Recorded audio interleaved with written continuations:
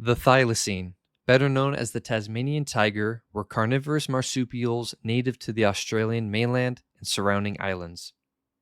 After excessive hunting and general carelessness, the species as a whole was declared extinct. While many have lost hope, there are some out there continuing their search to find them in the wild, and others taking a more scientific approach. Join me as we talk about the life and potential future of the Thylacine. Welcome to the world of the Arcane.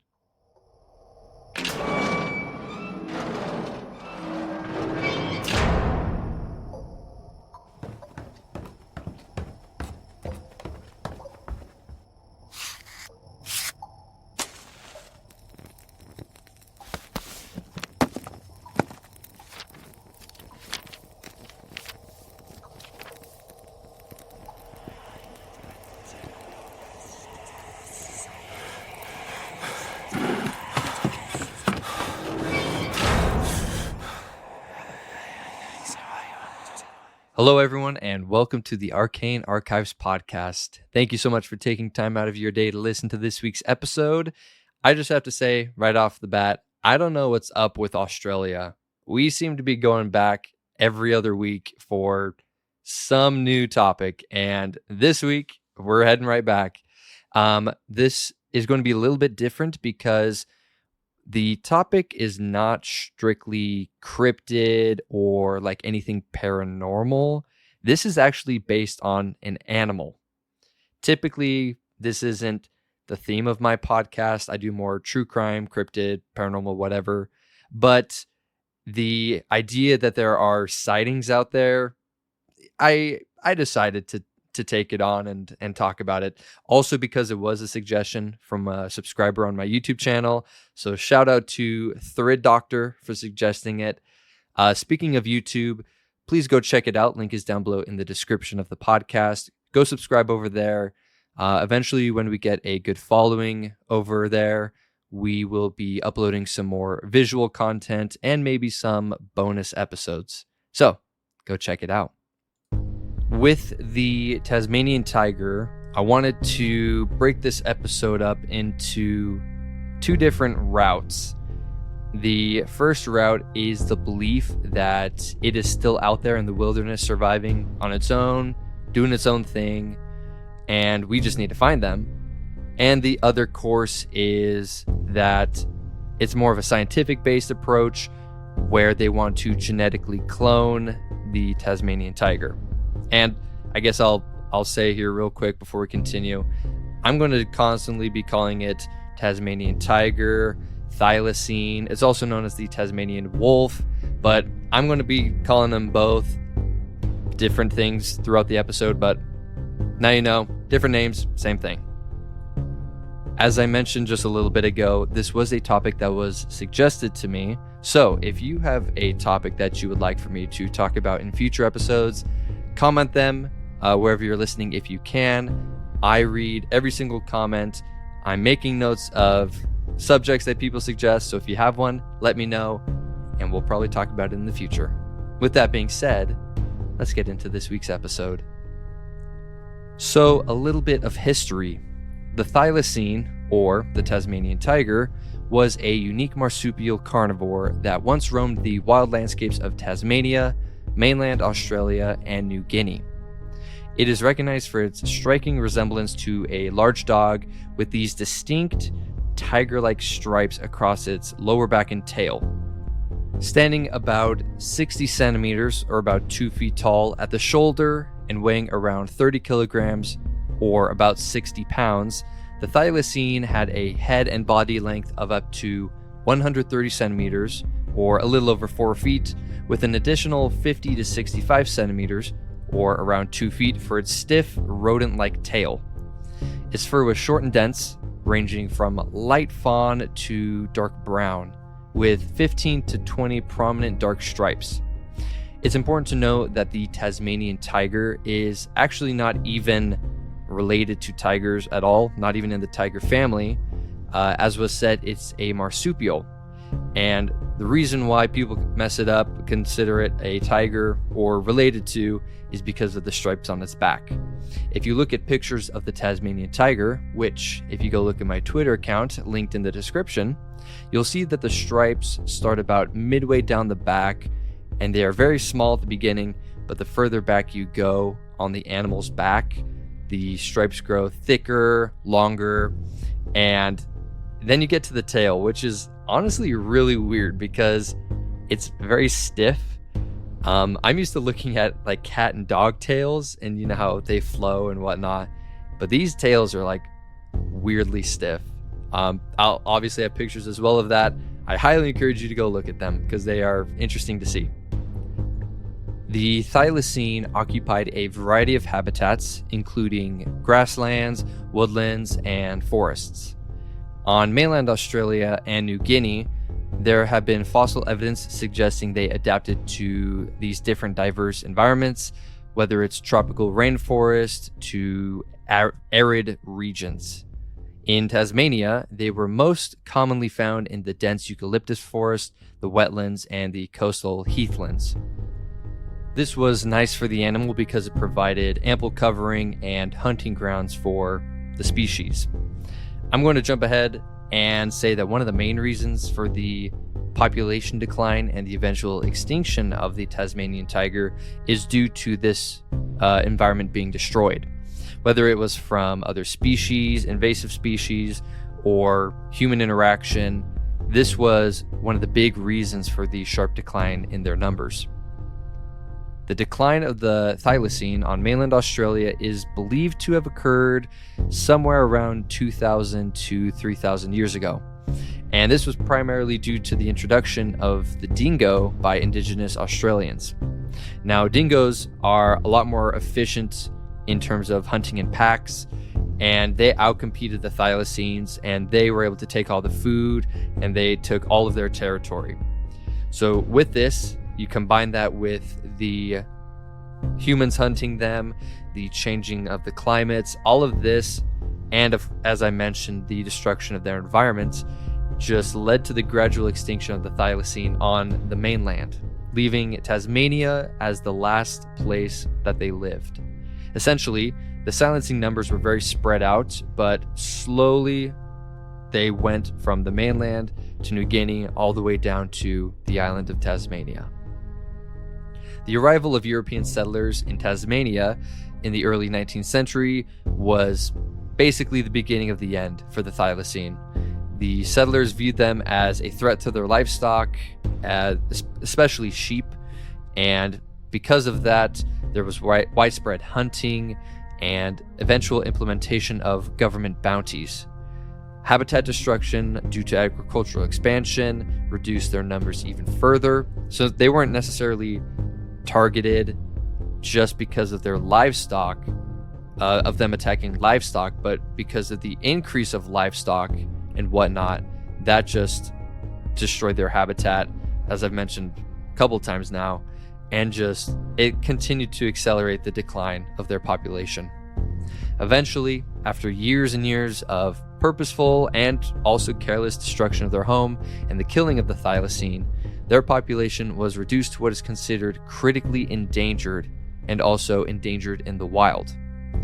I was able to do a little bit of research on the different levels of conservation status, and I'm going to quickly share with you what those are. So we start off at the top of the list with not evaluated. And this category is pretty self-explanatory. No information. Next on the list is data deficient, which means there's really not much information out there, or there's not enough to make any sort of assessment on kind of their status. Next down the list is least concern, which means it's a very low risk and there is not any likelihood that they will be in danger in the near future. Next is conservation dependent, which is still a low risk, but it does require some level of conservation because there may be something that may lead to a higher risk level in the future. Next on the list is near threatened, which basically says the species will become endangered soon. It's not necessarily right now, but it eventually will be. Next on the list is vulnerability, which is a high risk of extinction in the wild. Basically, any moment now it will be considered endangered. which coincidentally enough leads us to the next stage, which is endangered, which is even a higher risk of extinction in the wild. Critically endangered is next, which is once again another step up in terms of the high risk of extinction in the wild. The next category is extinction in the wild. You'll see this is kind of like a general, kind of like a ladder, each step at a time. Next is extinction in the wild. This means that there are no known surviving animals in the species that are outside of captivity, just roaming around. The remaining creatures are either in a conservation area or in a zoo. The final one on the list is, of course, extinction.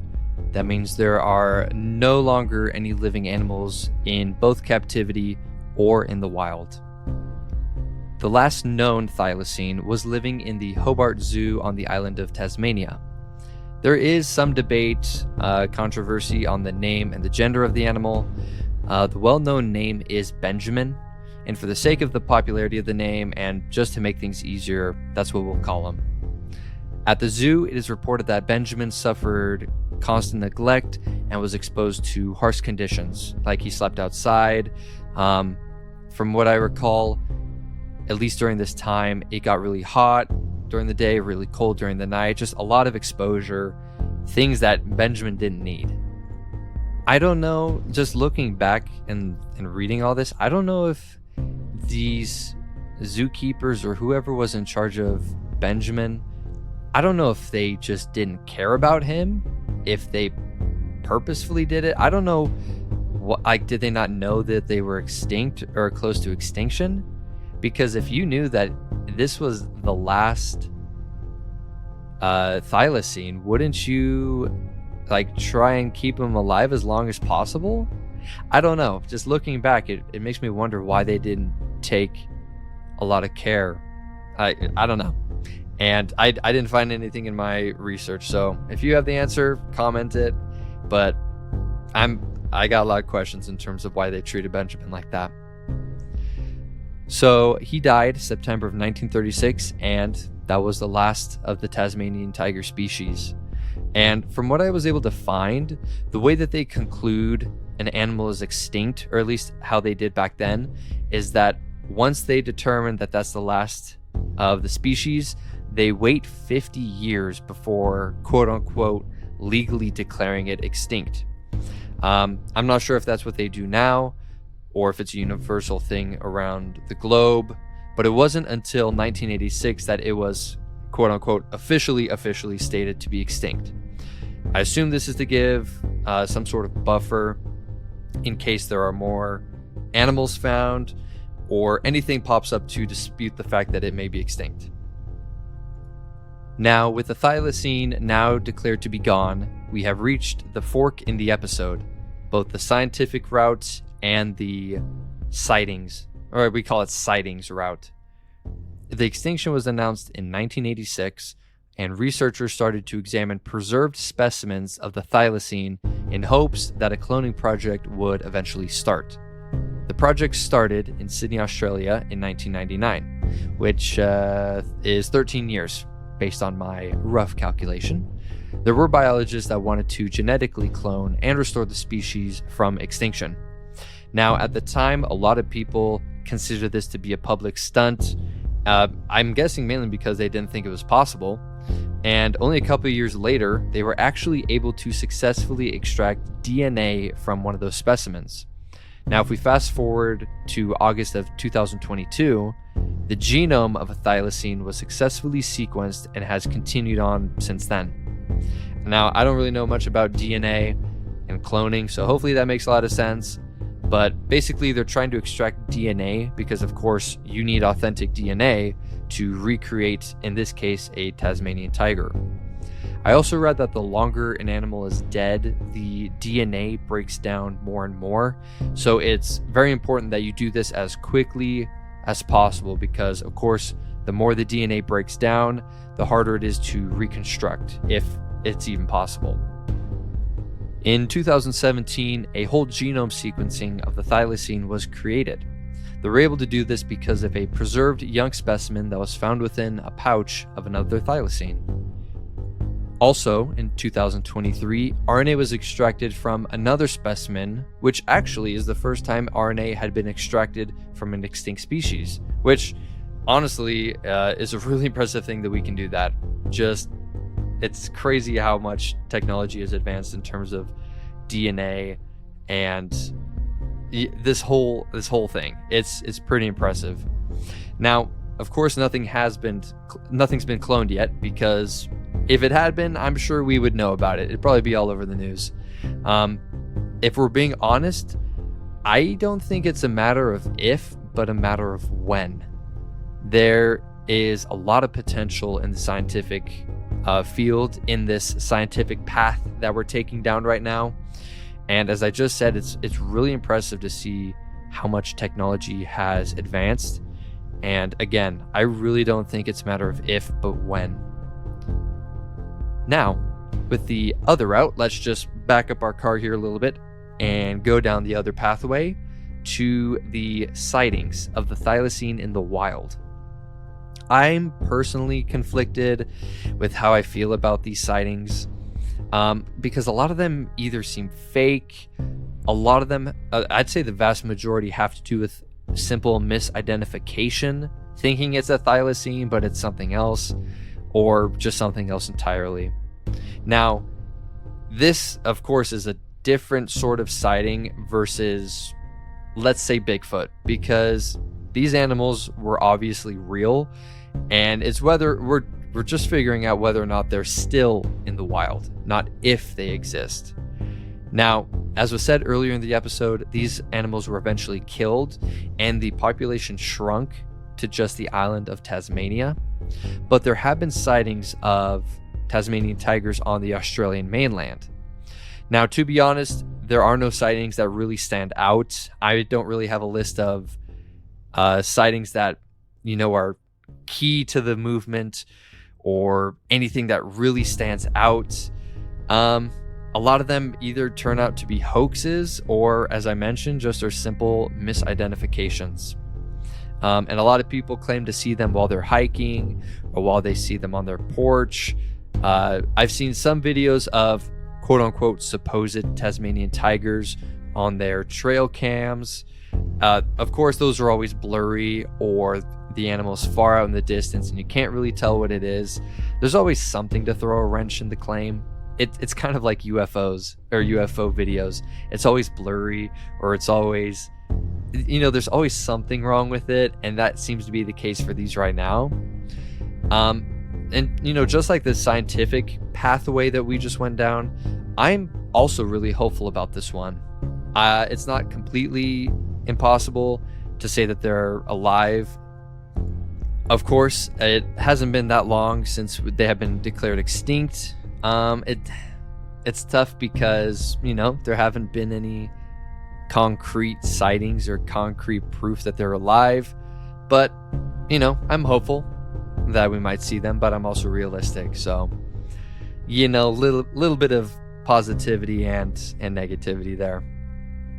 In the end, if we look at both of these pathways, I think sooner or later something major will eventually happen. I think with the advancement of technology in both the DNA, but also in regards to cameras or surveying the land, either pathway, things are developing, and eventually we will see the Tasmanian tiger taken off the extinction list. It's not really an unheard of thing. There have been animals that were thought to be extinct, but they were eventually found again. And it's only been 40 years since they have been officially declared extinct. So, really, anything's possible. On a little bit of a happier note, there are a lot of cultural significances with the Tasmanian tiger. There is a Tasmanian coat of arms featuring the animal, and also it is used on the Tasmanian vehicle license plate. It also appears on some postage stamps, and September 7th is commemorated as the National Threatened Species Day, which correlates to the day that the last thylacine died. Now, for me personally, I actually remember watching an episode of Wildcrats, for those of you that know that kids show, and I remember them doing a specific episode on the Tasmanian tiger, and I looked it up and I rewatched it, and I I loved it. I just thought it was really cool. So I wanted to throw that in there. But to close it out, I want to include a very small theory. And this was something that I saw in a comment thread about the Tasmanian tiger. Now, the theory is that the Australian government is keeping the existence of living thylacines a secret because they don't want nefarious people going out to kill them or have anything happen to them that could threaten them to go back into extinction. Honestly, that's not a horrible theory. Not really much to back it up. It makes sense, but it's a theory for a reason. Take from it what you will. But with all that being said, that has been it for this week's episode of the Thylacine, also known as the Tasmanian Tiger. Thank you all so much for tuning in to this week's episode. Again, I will say if you have any topic that you would like for me, well, I shouldn't say any topic